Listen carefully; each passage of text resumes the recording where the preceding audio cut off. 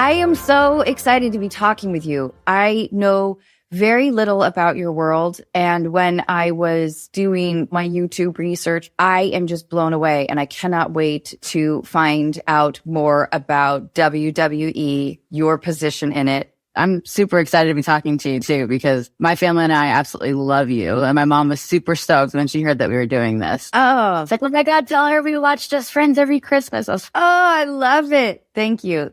The best gift of comedy, I think, is having other women love my work, because they play such idiots. But the best of kinds though. I love that. Thanks so much.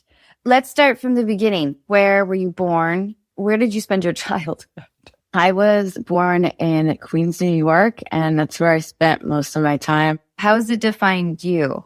Especially because I'm smaller. I'm 4'11" on a good day, but it kind of helps prepare you for the world, I feel. You kind of have to grow up fast when you live there. So definitely when it comes to, toughness or kind of like a street smart, I don't know how to explain it. It's just like a thing that I feel like New Yorkers have where you're just very comfortable. If you can take on New York, then you can kind of take on anywhere. I do always feel like people who are born and raised in New York are surprised by very little and tend to not be like super enthusiastic. Yeah, no, I can definitely agree with that, especially because a couple of my friends, they were born in Australia, and we had a snowstorm that we were driving in Yakima, Washington. Oh, yeah. Yeah, and we got stuck on this mountain, and it was one of the scariest things ever because it was like during a blizzard, but it was just icy and just really, really bad.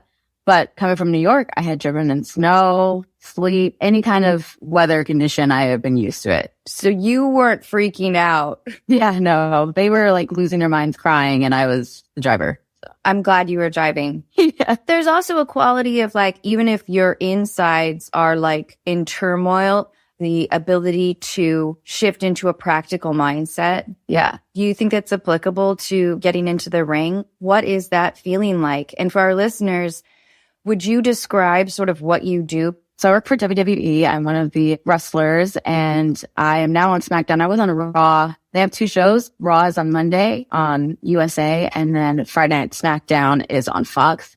And yeah, I am the smallest of all the girls, but I'm also probably the craziest with the most fire. So it's cool for me because I get to, as a bad guy, they look at me and they're like, oh my God, she's like this little chihuahua. But in Zelina's mind, she's 7 feet tall, so it's really just putting that kind of a mindset and applying it. So it's taking who Thea is and dialing it up to 100, basically. Do you have siblings? I do. I have 2 younger brothers. So I'm the oldest. One is 2 years younger than me, and the other one is 10 years younger. Do you think that helped or hurt? Helped because although they were bigger than me, they still had to listen to what I said. There's that side of it. But at the same time, my other brother, who is 2 years younger than me, he almost took the role sometimes as the big brother when it came to protection. And like if I went somewhere, like he was always there with me. And I mean, we were always like our 2 best buddies for the longest time. Like you want to be heard, but you're the one that's always, I don't want to say taken for granted, but underestimated. And for me, I've always used that as an advantage. Oh, yeah. That's why I keep bleaching my hair this color, because people will be surprised if I use like a 3-syllable word or something. How do you protect yourself from pain or from like bodily injury? And do you ever let like anger seep into your performance, or do you have to protect against that? How does that emotional structure work when you're in the ring? So as far as physical harm, I had been training since I was 17. So it was really just learning how to protect yourself, learning how to fall from different heights, I guess, of the ring, different kinds of opponents. And just my trainer was my cousin. His name is Amazing Red. And he was basically so big on no matter where you are in the ring or what bump you're taking or whatever, you'll always be protected. So at least I can feel good with that. And yeah, just learning how to cover up and learning how to make sure you flap the mat a certain way. And we have like specific ways that we kind of exhale. He was very big on learning how to protect yourself because there's just so much that you can do depending on the other person.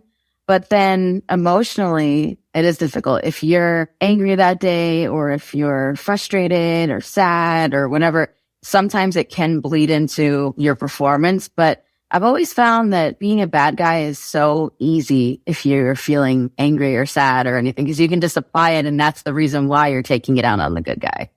So people can relate to that. I always try to find something that the crowd can relate to and kind of hone in on that so that they can feel what I'm feeling in that moment, whether it's a good thing or a bad thing, so that they can feel me. I love what you just said about how the audience can feel what you're feeling. If it is jealousy or whatever sort of the play structure in the performance and the wrestling element is, that just like you said, you must have members of the audience that are fuck yeah, killer or whatever. Yeah, for sure. And that's kind of a testament to your charm, I think. That's a fun dynamic to play into. Have you ever been crushed by an audience that hates you? How does that feel? So not necessarily, and only because the louder they boo you, the better of a job you're doing. Well, as a bad guy anyway. When I met Trish Stratus, it was one of the people that influenced me a lot when I decided to do this. When I met her, for some reason, the first thing, because I was so nervous, the first thing I said was oh my God, I hated you growing up. And she's oh, thank you.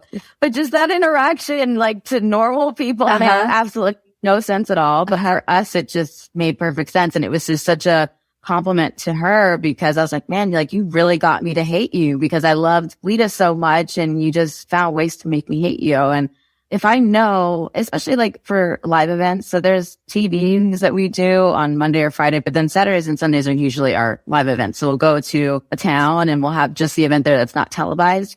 And I will find the biggest fan of my opponent and just mess with them the whole time. No way. That is an awesome strategy. Yeah, it's so much fun. I wrestled this girl named Candace, and I just saw this one girl in the front that was just screaming at me because she loved Candace so much. And I was oh, there she is. So once they identify themselves, it's oh. Oh, listen, at the start of our conversation, you brought up Just Friends, and I have totally gotten that feedback before. I hated you. And it is always with kind of mixed feelings, I guess, because they're supposed to be an unlikable character. And it is from the perspective of distance. They don't quite understand, of course, all the dynamic that, goes on behind the scenes, which is we're hanging out at the craft service table or whatever. Right. For sure. Which is so interesting to me too, because I've always looked at it from that perspective of man, I know that they're probably all friends and everything is all great backstage, but if you can suspend my disbelief for just a second, just a moment for me to believe it enough to hate the person. For me, I've always loved the bad guys. When they asked me as a kid, who's your favorite from Lion King? And it was Scar. It was oh God, how could you say that? But at the same time, I was man, I hate that he died. Man, that sucks. Oh, but he killed her, but So yeah, or Jafar was my favorite. And so for me, getting to play a bad guy is just, it's cool because I get to basically come full circle and bring it back to someone else, And I've had that happen a few times where girls that come up to me and I feel I'm looking at myself where they're oh, I love you and I want to be just like you. I'm oh, do you? Oh, Okay, let me shift here just a tiny bit. Can you tell me about your husband and how long you've been married? We've been married since 2018. How did you guys meet? Through wrestling. We were actually enemies on TV. And what was going on behind the scenes? It was complicated because we still sometimes say it how does a girl from Queens and a guy from Amsterdam just meet and fall in love and have so much in common? But I think that's just the thing. I had nothing in common. I would say nothing in common, but not a lot in common with everyone else that I had interacted with or been with or whatever. But when we met, it was just instant.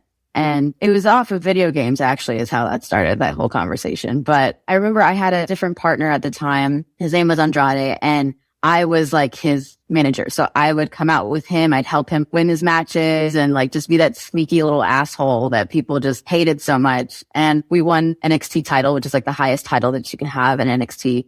And our next opponent was Aleister Black. And I remember first when I saw him, I was whoa, he's really hot. But then I was okay, bring it back. Normal conversations. Thea, hi, I'm Thea. Nice to meet you.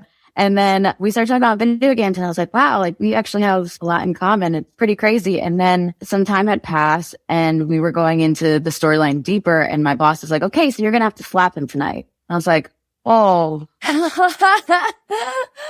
Oh, the tender part of Thea. Exactly. Usually I'd be stoked for it, but I was like, I can't tell my boss, oh, I really like this guy. I don't really want to hit him, but okay, sure. Like, that's the part where I'm like, okay, I have to take real life out of this and turn Zelina on and just be in that moment. And of course, it ended up being a segment where we were both in the ring and he's 6'1", I believe. So we're very different height-wise. And we were going back and forth. And basically, to be like a little douche, I came out and was like, oh, the NXT champion's not here tonight, so I'm just going to handle you for him, kind of thing. And he's like, oh, hang on. And he sits down cross-legged and he goes, well, now that we're at the same level, go ahead, proceed. And I was like, oh my God. Oh, nice. All right. He's bringing it to the table. Yeah, that kind of fun thing. Like when you can have the crowd also jumping in on those short jokes. You know what I mean? Like it just made for such a good segment. And then it just evolved from there. And did you guys have a big wedding? No, we had 13 people. Oh, great. Yeah. And it was at a botanical garden here in Orlando. We both wanted to just be around nature and have our best friends there with our family. And that was really it. We had his parents fly in from Amsterdam, my parents, my grandmother, my brother. I had like 3 friends there. He had 2. And then we had the people that married us who are also dear friends of mine. So it was super small, but that's exactly how I would have wanted it. And do you guys have kids? No. 7 cats. 7, yeah. 7 for now. Kind of wants 8. I'm like, I love that. So, Zelina, would you prefer to be called Thea? Thea is gorgeous. Zelina is awesome. Like, what would you prefer? Either one is totally fine. Okay. It's more off of like, I'm used to hearing Thea, but as of more recently, because I had a surgery in May. So from May to October, I was gone on recovery. So I hadn't heard Zelina in a while. And now I'm like hearing it again. I'm like, okay. Does it feel good then? Oh, okay, good. You're Zelina to me then. Are you okay? Were you injured in the ring? Yeah. So when we talked earlier about pain, you were like, I don't know, you learned how to land. Yeah. And honestly, like it never happens off some really cool like move or some crazy flip I did outside the ring. It's always the littlest thing that will happen. And that's how you get injured. But knock on wood, I actually hadn't had any serious injuries until that point. And it wasn't even really that bad. This is silly. But one of my best friends and I were in a match and she had given me this move called the Northern Lights suplex, where basically she kind of flips me over her backwards and her shoulder went into my chest and I ruptured an implant. But me, of course, looking on the bright side, I was like, well, they are 10 years old anyway. And I kind of wanted them bigger anyway. So it ended up working out. I'm totally with you. Lately, I've been like, I should have gone a little bigger. I don't know. Yeah, why not? So I want to do deal breakers. So you have to imagine that you're single. Okay. You're on your first date. They call you dude. I'm okay with that. And I think it's just because I'm a super tomboy. So I feel like I'd be okay with that. All right, dude. Okay. They believe they were abducted by aliens when they were younger. No, not a deal breaker either. Yeah. I feel like I'm super open to stuff where it's like everybody has their own experiences and I'm never naive enough to say there's absolutely no aliens, whatever it is. Okay, but they talk about it the whole date. How they were in 4th grade, he was in bed, and there was a strange glow, and he felt something going up his butt. And he liked it? No, I feel like, no, maybe not then. My only problem with that idea really is that, are you sure you were the chosen one? Yeah, then there's that. Like, why you? Right. Okay, they tell you they borrowed a dog for their social media photo. Oh, no. Mm-mm. Like to say that that's theirs? Uh-huh. No. Okay. You notice one of your Instagram posts is the wallpaper on their phone. Oh, that's creepy. It is a little creepy. The first date too? Yeah. Oh, yeah. No, that's creepy. Okay. They ask if they can hypnotize you. No, I'm afraid of what could come out, so no. All right. They talk trash about their ex. I mean, I'll probably join in, so I'm good with it. I kind of feel that way, although it makes me think that they're thinking about their ex a lot. Yeah. Like they're still not over and they need like a sounding board. It's not for a first date, then yeah, I could see that point for sure. Okay, I'm going to now ask you a series of life questions. What was your first boss like? What was your first job? Ooh, I worked at the YMCA at the Kids Corner. Were you good at it? Yes and no. I don't really like kids, if I'm being quite, especially if they're screaming. But I found ways to stop them from being crazy and jumping off of things or like getting hurt or whatever. And it was just to put on anime. Yeah, that's good. You're resourceful. Yeah, I was like, okay, well, what's going to shut them all up? So that was it. What are you into right now? Do you have a favorite movie or television show that you're watching? I'm actually super, super into anime. I started watching Attack on Titan, and that's kind of where I'm at right now with it. Just again, I kind of dive back into feeling nostalgic. I love feeling nostalgic. So I'll go and watch like old episodes of Naruto or Pokemon or Inuyasha, like all those like older anime, Sailor Moon, stuff like that, just to like recapture my childhood a little bit. What do you think it is about anime? And do you draw at all? I don't. I suck at drawing. So a lot of times I've heard people say things like, whatever it is that you like feeling nostalgic about, you remember how you were during that time frame as a kid. So for me, Pokemon would be that, right? So I was around 10 when I remember Pokemon. Like my life was great back then. Like my dad was around still. Everything was just great. Like I had great friends, my brother, everything was awesome. Like I thought the world was rainbows and puppies and nothing could go wrong.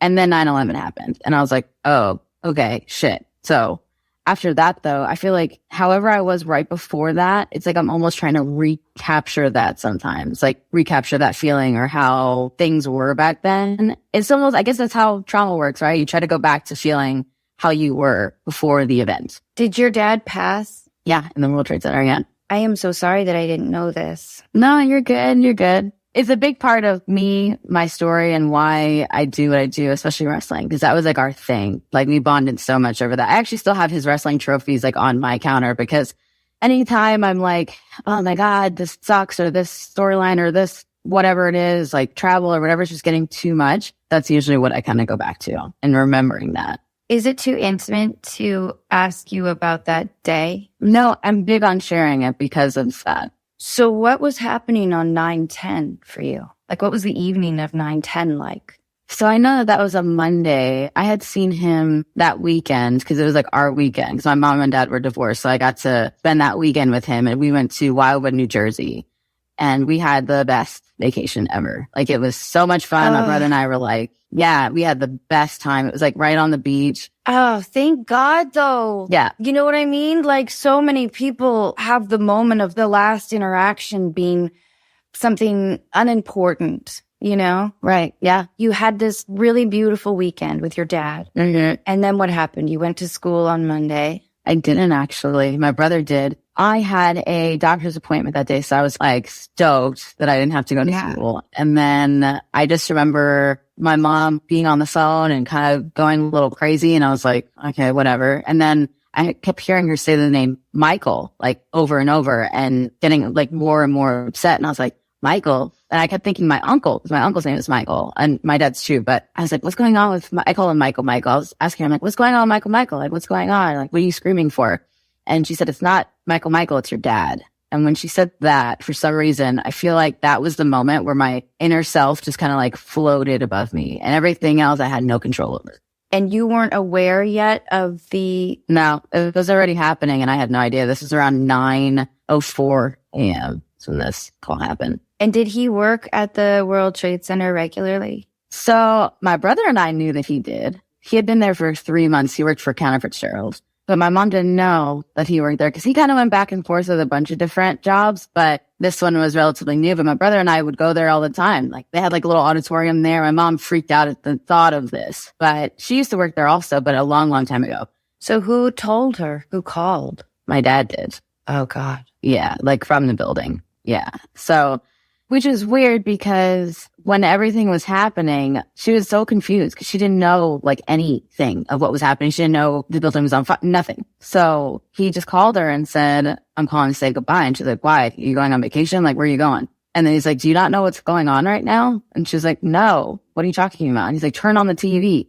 So when she did, she was like, okay, but what does this have to do with you? Like, why are you? He's like, I'm here. I'm in the building. Like I work here. And she was like, since fucking when? And then that just became like a whole thing. But like, he had no idea that I was there. It's like, he's trying to like calm her down. But she remembers like, okay, well, why don't you just take this stairway or do this or go to this place? And he's like, I can't. It's blocked off. Like, I can't do this. We can't move. Like, this is it. How high up was he? He was on the 103rd floor. Oh. So the plane had hit right under him. So he couldn't go down, but he couldn't go up because the smoke was there too. and he knew. But with him, I felt like there was a calmness in his voice. He had accepted that this was his fate. Like, he just understood, like, this was it. What a gift to give to your mom, you know? Yeah. But the thing is, she didn't want to tell him that I was there because although I'm hearing all of this, that would have been the thing to say. Oh, God. Yeah. And the weird thing is, like, I could have been like, hey, give me the phone or something, but I was completely frozen at that point. How did your mom handle the next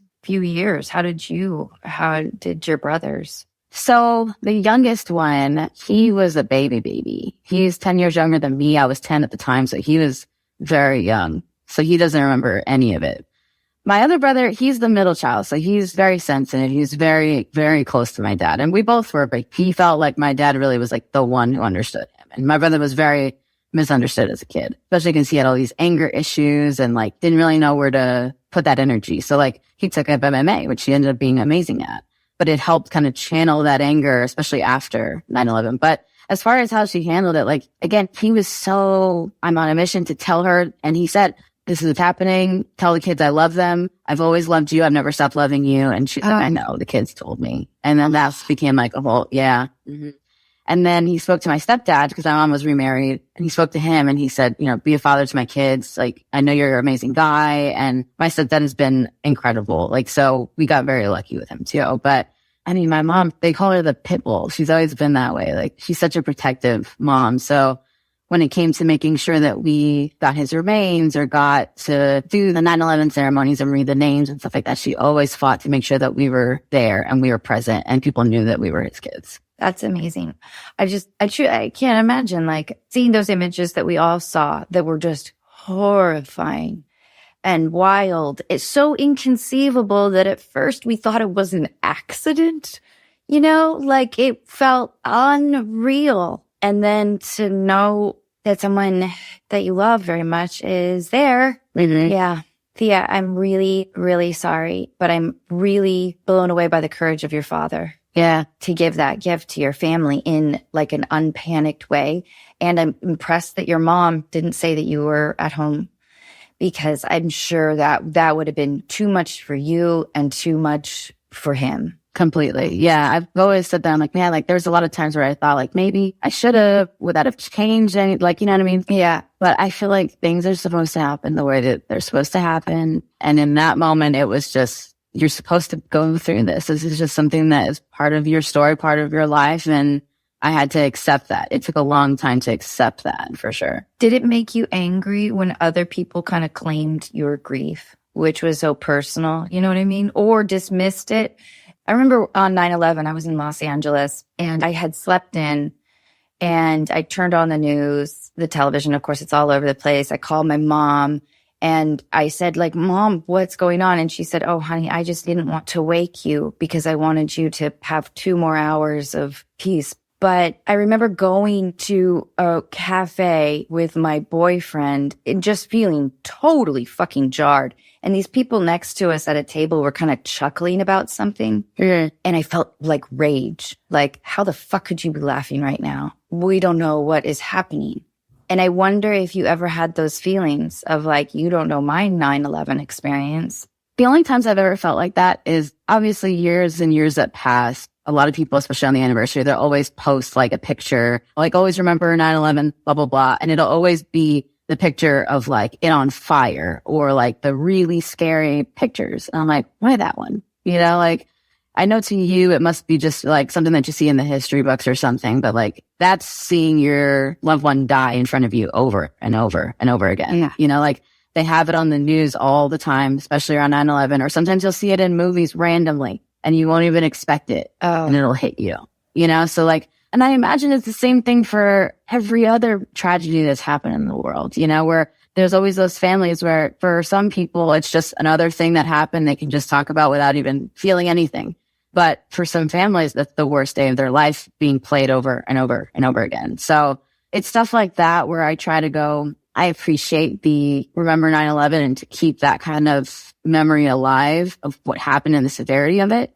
But just understand that when you do, there is somebody who is directly affected seeing that and it's ripping their heart open again and again. So That's really the only times that I've ever felt. And like I saw somebody one time do like a art where it was like some girl smoking a cigarette, but the cigarette was the Twin Towers, and they were just like, yeah, this is awesome. And I'm like, is it though? Right. You know what I'm saying? Yeah, it's stuff like that. It's like the glamorization of the idea as opposed to like the real pain that you experienced because of the dramatic theater, essentially, of that event. Oh, Thea, I'm sorry. No, I appreciate it. Again, for as many times as I've told the story or as many people that I've told for the first time, it's always the same reaction. And for the person I'm telling, it's mind-blowing. But for me, it's telling the story again, but it's also, now they know my dad's name. Now they know about him. Michael. Yeah. And it's cool because I remember the first time, like, I met The Rock. Well, actually, the first time I met him, I was too nervous to say anything to him. So I was like, damn, I always wish I could say something to him. And then the next time I did, I was like, no, I'm going to talk to him today. Like, today's the day. And first of all, he wasn't expecting any of that, like any of what I told him. So it was one of those situations where I was at WWE for an extra position. Like I was just an extra, and he had just did this big thing on stage, and he was coming back and he's looking at me. He's like giant human. He's looking at me, and, you introduce yourself. So I was like, hi, I'm Thea. And he's like, hi, I'm Dwayne. And I'm like, oh shit. I mean, yes, you are. That is your name. Yes. But like completely just like saying dumb things at this point where I'm like, stop, Thea, just be normal. Just be fucking normal. It's so hard for me too. Yeah. And I'm like, God, when I'm nervous, I say the weirdest things. So, But by the time he walked away, I was like, I need to tell him because my dad's favorite wrestler, like very much loved him. So I was like, no, I need to talk to him. I'm like, Boo, you need to get this out. And he turned around, he looked at me, and he was just like waving me over. And I was like, what? He's like, you look like you have something important to tell me. No way. And I was like, actually, yeah. Again, when we had talked about this after the fact, he had no idea. He's like, I thought you were just going to tell me that my hair looked good. I was like, but you're bald. Like, and he's like, and there's the joke. He's like, usually my jokes are like home runs, but that one just, but yeah, but I actually just broke down into it and told him everything. He was completely just like, whoa. And he just gave me the biggest hug that just felt like lasted a million years, but it was probably around like 10 seconds, but it was like the best 10 seconds ever because I walked away going, okay, see that? Like, he knows you now. Like, it's great, Yeah. It's just another thing where I'm like, that's important to me. And then what's even cooler is that Dwayne ended up going with his daughter to the 9/11 like pools that they have. Yeah. And going and taking a picture by my dad's name. Oh my God. I know. I couldn't believe it. Oh, I've had like two-second interactions with him, essentially. But he has been so lovely, and I love it. It speaks to your father, like who he was drawn to, the kind of person that senses in you that you wanted to say something larger. Yeah, which was crazy. Like, had he not said that, I probably wouldn't have had that moment, and became friends with him after, because then from there, I was like, okay, I'll probably never see him or talk to him again, whatever. And then I got a message on my phone like 2 weeks later saying like, hey, what's up? And I was like, who's this? And he was like, it's the tall, bald, and handsome guy that laughed at his own joke.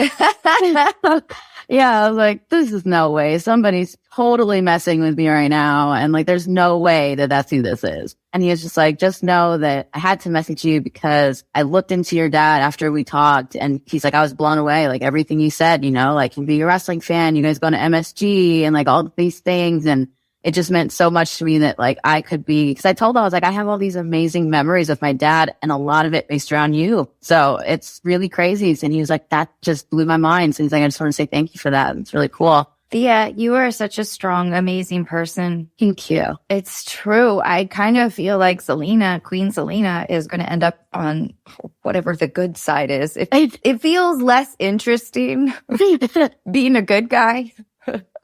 It's funny that you say that. It would be the first time ever that I was a good guy in my career since I was 17. So that'd be an interesting change. I'll say that.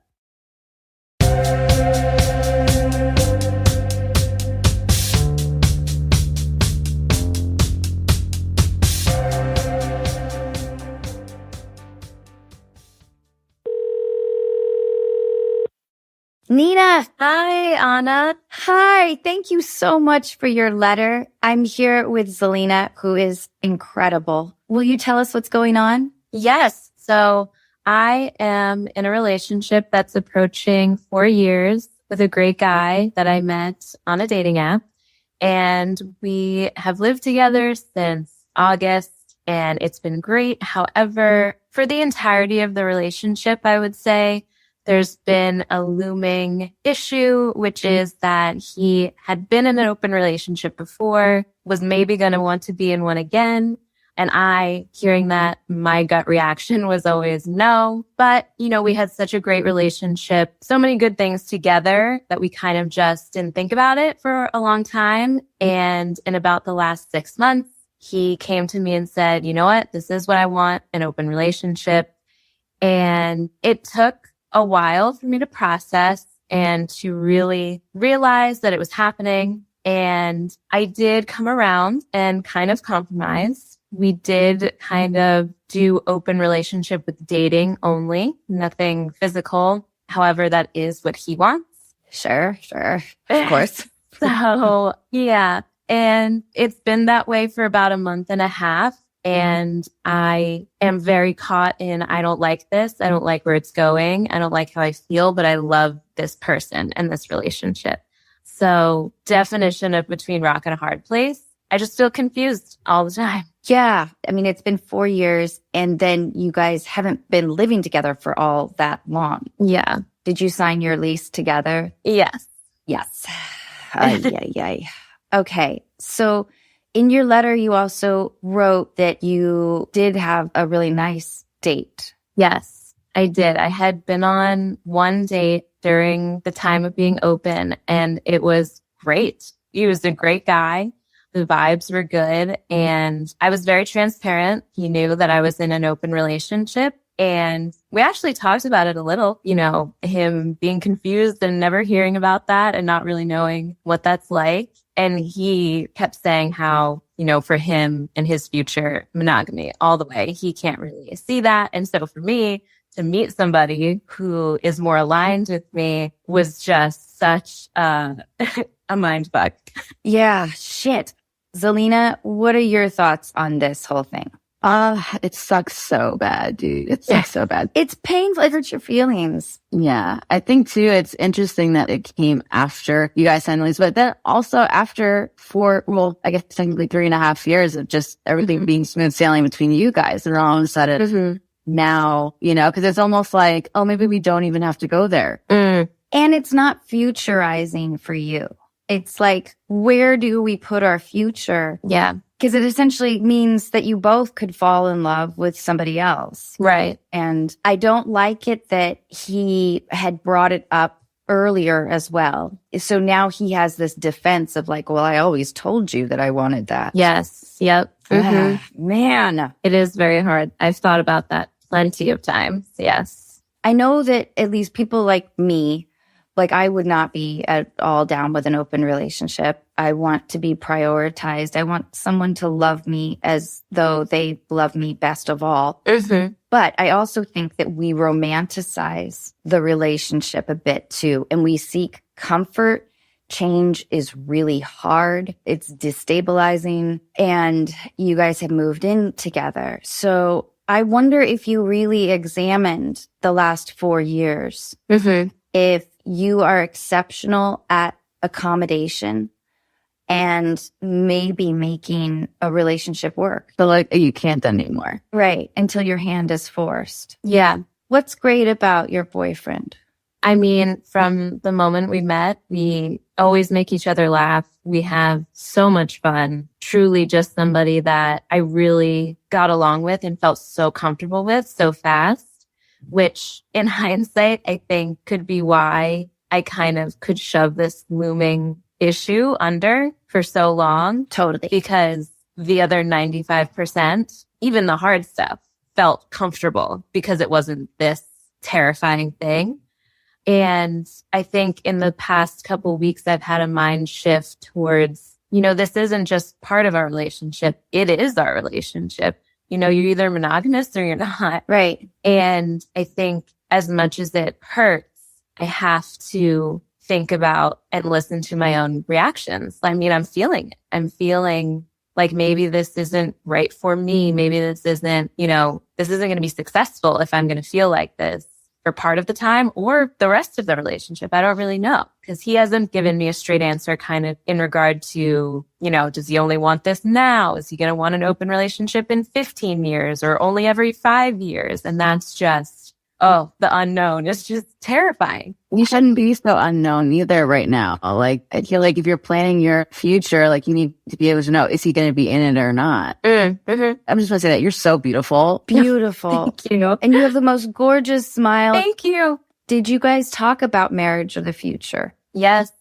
I would say prior to these past couple months where the open relationship has really taken a hold, and even after, we had a conversation not too long ago that honestly broke my heart a little, because I don't think he quite knew where I was at. And he said to me something along the lines of, once we figure this out or once we get through this, I'm ready and excited to think about engagement, next steps, all that. And my heart just sank, because I had been feeling all this and didn't quite have the chance to tell him yet.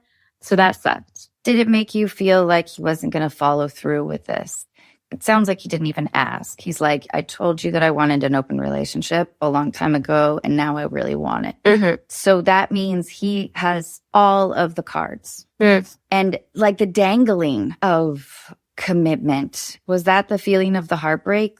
A little bit of that, but also just, I think, realizing that we're coming at this from such different places, even though he knows how against it I've been my whole life. Just to hear how hopeful he still might be, not even hopeful for us, but hopeful that I'll come around, or like one day she'll be fine with it. She'll like the open relationship.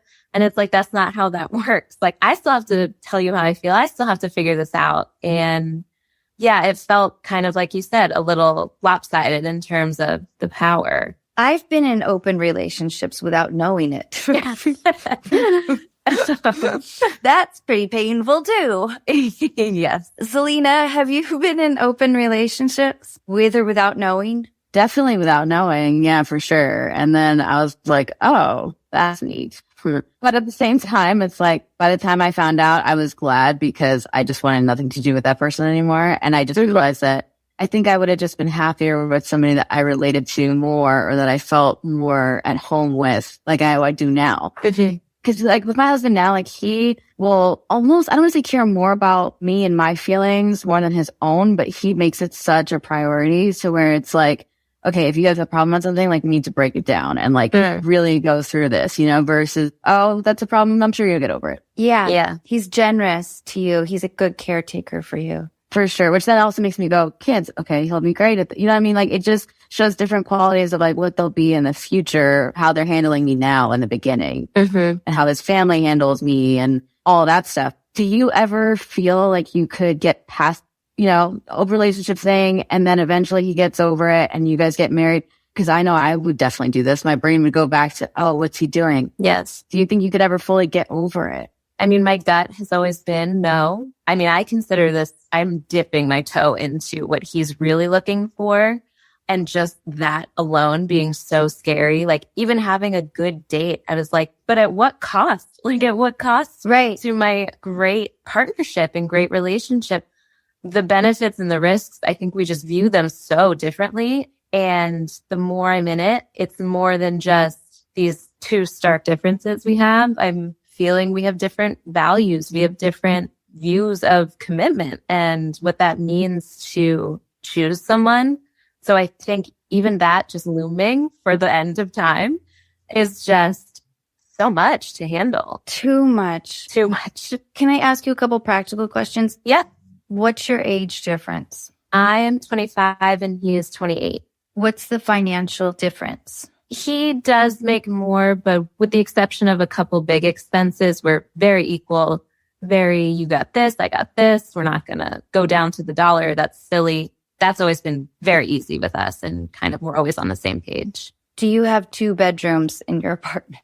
Yes, we do. Okay. All right. That's a positive. It is. And it's for a year lease? Yes. So still have about 8 months left. Okay. Because my gut is this isn't right for you and it's rendering you powerless. Yeah. Are you close with his family? Yeah. Yeah. Pretty close. Okay. And what about your family? And does anyone know about this? About the same. I can't speak to what his immediate family might know. For me, the only person that knows this specific detail is my younger brother. How does he feel? Not good. He's only 18, but he has always been wise beyond his years. And I mean, his gut reaction was, I always knew there was something about him. And, you know, he knows me. He knows my heart. He knows how I love my family. And he just doesn't see that for me, no matter how great other things about him might be. Yeah. I feel like this is the beginning of a slow breakup. And I'm so sorry to say that, Nina. That's what I'm afraid of, is the slow part. Yeah, because my gut reaction is to tell him, this is breaking something in me and I don't like it. So I'm going to move into the other bedroom. And we're still great friends. Mm-hmm. I'm going to see other people. You can see other people. We can still lean on each other. Yeah. Then what might happen is he'll fuck a few girls and they're not good for him. Then he'll get needy with you again and say, like, I changed my mind. Like, I really love you. I don't want to do this. Please move back into my bedroom. Yeah. You're my best friend, blah, blah, blah, blah, blah. Then the question will be, will he repeat this pattern in like 2 years? My gut says yes. Yeah, mine too. And then maybe you guys will try that out again because it's normal. We're all as strong as we can be. Mm-hmm. And then eventually you'll be like, bye. Yeah. But is it depressing to hear this? I mean, yes and no. Certain parts of my mind have been going there for like over a month. Yeah. So the thought of the slow burn that I've already had turning into even slower of a burn is quite daunting. But I mean, I think my gut knows. I'm just sorry. And I would have done the same thing. I wouldn't have told my parents. I wouldn't have told my friends. Oh, I told many friends. Oh, good. And what do they think?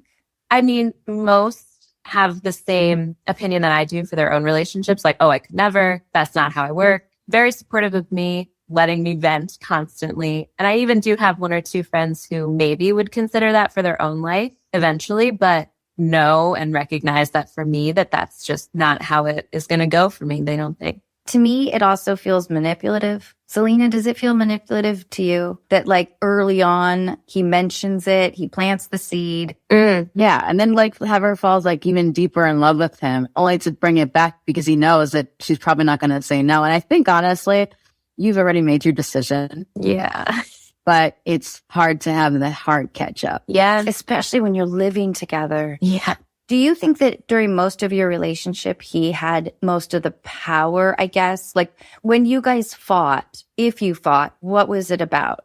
Not a ton of fighting, just little things about definitely living together. He is, I think, more stubborn in life than I am, but we kind of worked through that aspect of our communication pretty early on. And so I think I had a really good, I don't know, kind of facade of, oh, we'll always be great at communicating. Like we've figured it out so much faster than everyone else, which might be true. However, he, in terms of this open relationship, big thing, which in his words, he's actually phrased as like this monster in our relationship, or that I view it as this monster, and kind of, you know, projecting that onto me and seeing me as like a smaller, more fragile, much more emotional, which is true. I do definitely cry more than he does in life. Does he say to you, you're being really dramatic? He actually doesn't. He might be thinking it in his head and on his face. Okay, that's good. I've been told that a few times, and that sure lights a fire under me. I think, you know, even if he's thought it, he's kept it in. But I mean, almost in a different sense, like I said, kind of calling me more emotional and more fragile, or like he feels like he has to, you know, walk on eggshells when it comes to wanting to bring something up, or, you know, air and grievance or something, which at first I was like, that's not wrong. Like I am very emotional, so maybe he gets me, but just the laying it on every single time there's an issue has also gotten kind of exhausting and frustrating. I think that the most manipulative people don't really know that they're manipulative. Yeah. Because there's a self-righteousness in being able to say, like, it's not that big of a deal. It's really not. Like, I'm just going to go have sex with some women and it's not that big of a deal. okay? Yeah, you said those words more or less. But it is to you. Yes, it absolutely is. I'm just taking in everything. And it's funny because as you're talking, I'm breaking it down. I'm like, so that's exactly how I would think it. That's exactly how I feel, because I think we're very similar. I think just all of us. And when it came to just hearing that, I feel like we all just kind of went, I know. But Nina, the main goal is for you to be happy. Yeah. And I suspect because you're such a lovely, smart person that wants a relationship. Like, I bet you're really good at a relationship. It sounds like you are. I like to think so. Yeah. And you want that. And it really sounds like your priorities are off. And he took charge. I think that if I were to give you super hardcore practical advice, it would be when he gets home and you say, honey, I'm really, really very uncomfortable with the idea of an open relationship. And it's been sitting with me for a long time. I don't like it. I don't want to be in one. I love you. I think you're fantastic, but I'm going to move into the other bedroom for now. And I want us to be really kind friends to each other and kind roommates. And I want to try that out for myself. You know what I mean? He'll come back at you and he'll say, you're being really emotional again. This is like the monster. This is like the thing. It's not that big of a deal. And he'll try to hamster wheel you. And you may not be ready for that. You may not be ready to move into the other bedroom.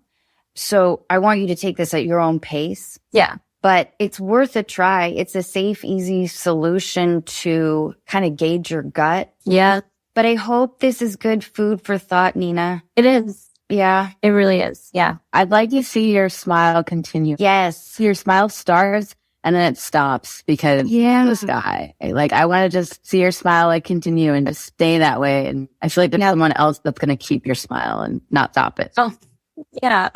I just want to have your back. And yeah, of course you deserve to be loved exactly the way you want to be loved. Yeah.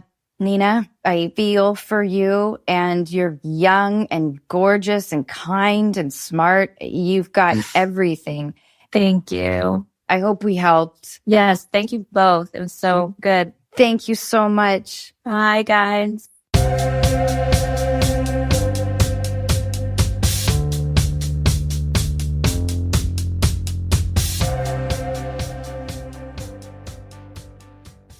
I feel exactly what you articulated, which is that most people already know. Yeah. But I think they need support and confirmation and a stranger's ear. Yeah. It helps though. That's the thing. Like, especially with my last relationship too, like I feel the same way where I'm like, I know what I have to do, but like, it just doesn't. Yeah. So I would talk to other people and I'm like, no, I have to do this. Like everybody else sees what I see. I'm not crazy. Totally. I mean, we don't like change. We want comfort and security, and we want to, for the most part, believe the best in people and ignore those other little things. Absolutely. And it's always nice to hear from other people that they see it too, you know, because it's one thing to think something, but then that person is making you think like the opposite. So you have two conflicting ideas. Totally. Like, am I a dramatic actress? But I feel this. But does that mean it's a stupid feeling? It's like an unjust feeling. Right. Does it make it wrong? Am I wrong? Like, yeah, absolutely. I want her to cultivate that date with that other dude. But I also think that there's probably first steps that she has to take before that element happens. Molly! Hi. Hi, thank you so much for your letter. I'm here with Zelina, who is amazing. Hi. Will you tell us what's going on? Yes. So I wrote in because my older sister, she has been in like this long-term relationship with a guy for like over 2 years, probably like closer to the 3-year mark now. And just like the whole time I've kind of been having like a meh feeling about him. And like we don't live in the same state. So like it took a long time to get to meet him, and just seeing him on Zoom calls, you know, like holiday calls, or just if she visited me and him being on speakerphone, like he just didn't seem like very genuine and almost like changing his tone while he's talking, or if he knows he's on speakerphone kind of. And then like she was visiting me and she told me that her roommate got engaged. They don't live together. And so she has a female roommate, and she said she got engaged and she was happy for her, but she's like, I don't see myself with him there yet. And we've been going out like a similar amount of time. And I was like, okay, well, you can't really compare relationships, but if you're unhappy with that, you should start asking him those big questions like about marriage and kids. And she's like, well, I did ask him a little bit and he didn't have the answers. Like he didn't know.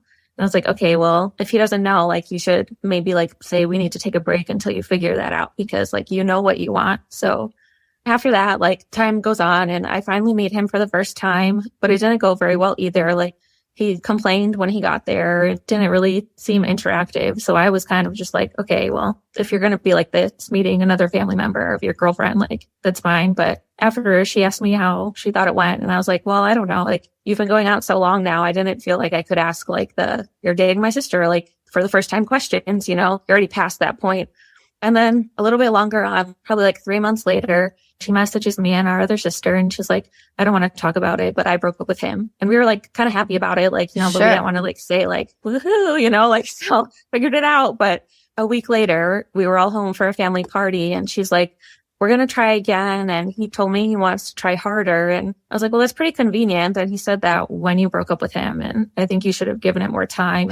Same old story. Yeah, now it's like a couple more months down the road and they're still like together, and I just don't know how to feel about it, or if I should say like my opinions anymore, or like if I get to have an opinion anymore on her relationship, or just kind of deal with it, like my feelings about him. One thing that popped into my head as you were talking was, if you did say, okay, I'm just going to swallow it and just let it happen, do you think that you could ever find yourself getting used to him? Or do you think like we just are two people that do not mix at all? Like there's no like redeeming qualities in your mind that's, oh, maybe I can see this kind of good in him, or maybe relate on some level, or you're just like, no. I mean, he seems like okay, like as a person. I just think she puts more effort into it than he does. And like, she's just a very nurturing and caring person. Like, I just think she deserves more. So like, I don't think he's a bad person.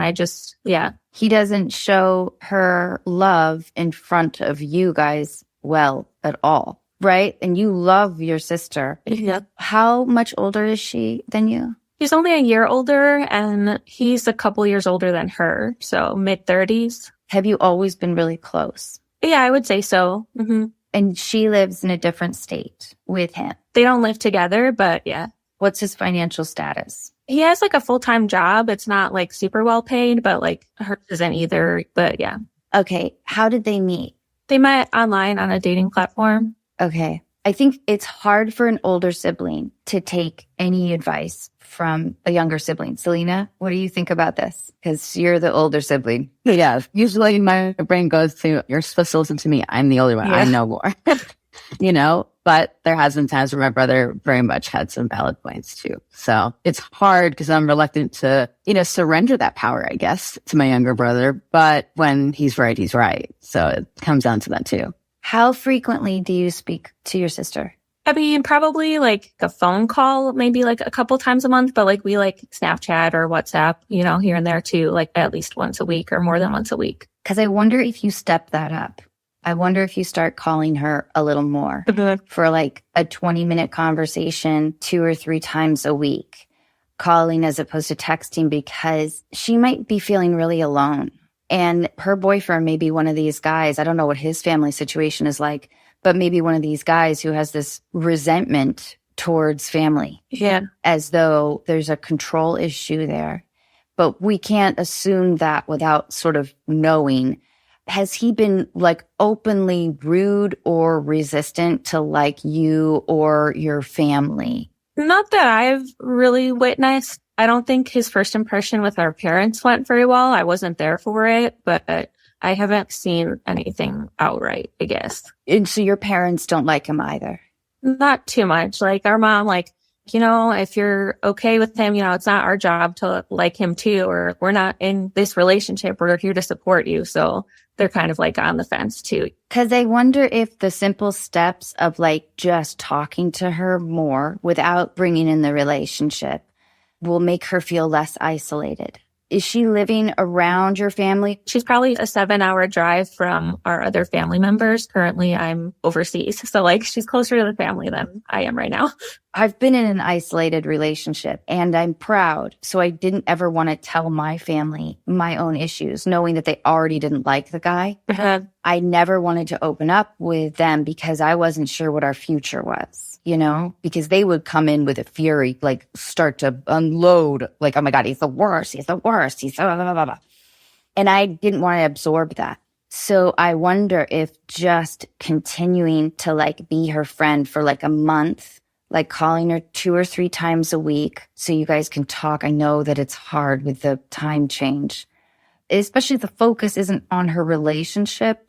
She'll realize that she has your love and friendship just in general. And so one day she might tell you, like, Chad, I always like to call them Chad. Chad.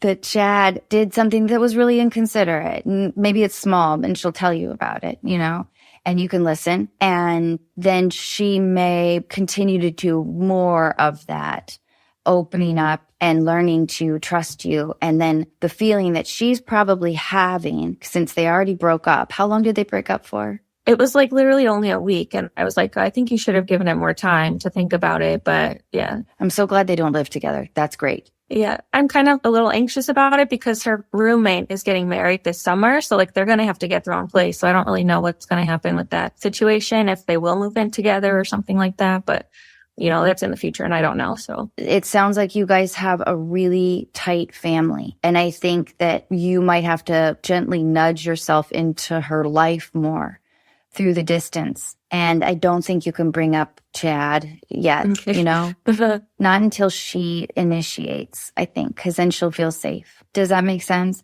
Yeah. Do you think if she brings up like negative things, should I ask about like, well, how often is this happening? Or like kind of the percentage, like, are you feeling worse more than you're feeling better? Or like, not quite yet. What a wonderful question, Molly. Yeah. And not that I know what I'm talking about, but I do feel like I have an opinion on this answer. I think you hold back for a minute. Don't defend him. Listen and say, oh man, what? Or something like, oh, yeah. Huh. Like keep it kind of vague at first. Okay. Because then she'll feel safe. Yeah. She won't feel like she has to make a decision when she's talking to you. Mm-hmm. Her lovely little sister. Yeah. I'm sure she knows that the whole family wants her to break up. Yeah. I'm sure she knows that he's not a popular figure, but wherever she is, she's isolated from you guys. And it's probably harder for her to change the situation than to not right now. Yeah. What do you think, Zelina? It's funny because like I've been in a similar scenario, but I was the sister. So I knew what I had to do, but I wasn't ready to make that decision because I didn't want to be alone yet. And I didn't know how to handle that side of it either. But I felt like anytime I would talk to my family, it would come up and I'd be like, oh God, I don't want to have a conversation with them anymore then, you know, or I feel like I couldn't go anywhere with my thoughts because it was like, you have to make this decision, you have to do this. And then I was getting it from him where it was just too much. So it just felt like a lot of different voices and I had no place to express my own voice. So if you can kind of be her sounding board, that definitely will make things easier, I think. When they broke up, did she break up with him? Yeah, she initiated it. Like she has been like working on herself a lot and she like did a self-isolating retreat to really just think about like her work and everything. And I guess that was part of it too. And then when she got back from it, she wanted to break up with him. And then he told her like, well, I actually missed you and wanted to try harder, you know, like, so. Is she in a position where she can come visit you again soon? Probably not. Like with her time off schedule, she's going to be in her friend's wedding. So she needs time off for that. I really think that you have to start calling her almost every other day. Okay. Yeah, one safe place that she can count on for sure. Yeah, even if she doesn't answer, the fact that she sees that you are missing her and that you love her, that you're really attentive to her, I think that's kind of all you can do right now. And then later on, when she asks you for support or advice with him, because she trusts you so much now, she feels really close to you, then you can give that to her. You can say, I just want to make sure that you're loved exactly how you want to be loved. Yeah. And then to vent, you can talk with your other sister and be like, yeah. Dick. You know? Yes. Yes. Molly, she's so lucky to have such a loving sister. Thank you. I can't thank you enough. Thank you guys so much. Thank you so much. You. Bye.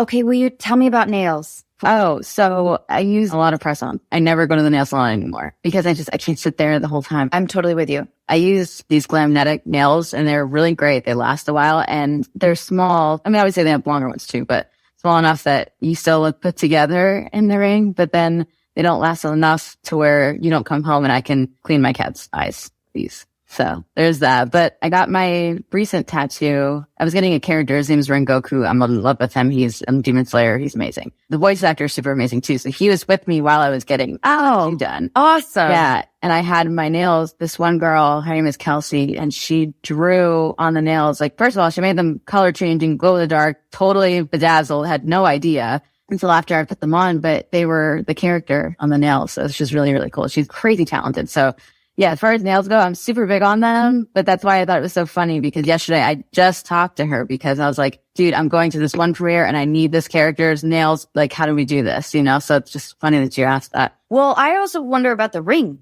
Like, do you stab each other? Not really, surprisingly. Not really, especially because we all get those almond ones. The ones, I mean, usually they're not pointy, so they're not bad, but usually there are press-ons, so it'll come right off. Yes, I've had the referee come to me horrified with nails in his hands going, okay. Yeah, which is my favorite because they have no idea, but they're always just like, I brought them back, so I don't know if he needs them or not. Thank you so much for everything, for all your generosity today and your kindness and your inspiration. Thank you. And I want to meet all your cats. And I love it that your husband wants to get another one. He's already like, I want this one and we don't have a munchkin yet, so maybe we should get one of those. I don't know. I was like, well, why don't we just have like a cat sanctuary? Because I do want a farm. Like I wanted that forever. We just hunted it yesterday. Like I want cows and I want those little goats that do backflips over each other. Oh my God. The cutest thing. The pygmy goats. Yeah. Zelina, tell us your dates. When can we see you? Where? The Royal Rumble will be at the Alamo Dome. Alamo Dome. Yeah. Queen Zelina, San Antonio, Texas. When? It is on January 28th. It's the Royal Rumble. The Royal Rumble, January 28th. I would love it so much. I've always wanted to like be a part of that world and understand it because of course there's so much acting in it. Yeah, for sure. I think you need like the full experience though, as far as like being backstage with us and seeing how everything kind of starts to then the presentation of it. It's one thing to be there and to just see the show, but if you see everything, especially you know, as an actress to see the behind the scenes or to see the actual show. I'm getting chills, ready to leap through the Zoom and hug you. I can't thank you enough. You are just a gem. Thank you. Thank you so much, so are you. I'm so glad we got to do this.